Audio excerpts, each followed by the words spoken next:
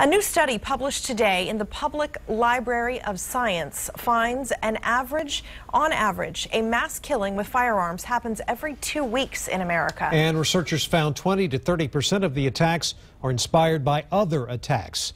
The deadly 2009 attack at Fort Hood, one of the cases that comes to mind. Nadal Hassan is awaiting a death penalty for 13 murders and trying to kill more than 30 others at Fort Hood.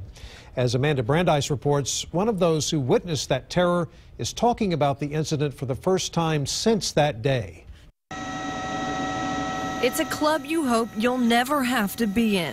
Every time I witness or see anything of this nature or magnitude on TV, it obviously, I end up reliving that experience. It's as if the day just happened yesterday. Troy Merritt lived through it on November 5th, 2009 at Fort Hood. When you go to combat, you mentally prepare yourself for what you're going to encounter.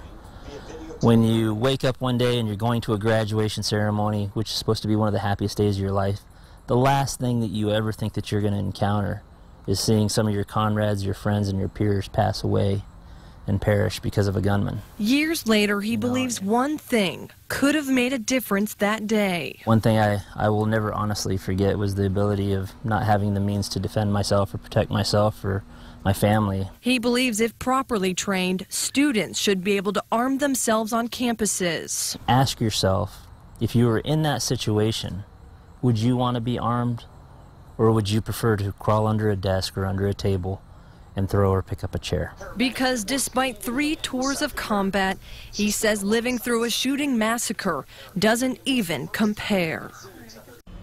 I asked Troy, what advice would you give to people who survived today's mass shooting? He said counseling, and that most people will never understand or comprehend what it's like. Amanda Brandeis, KXAN News.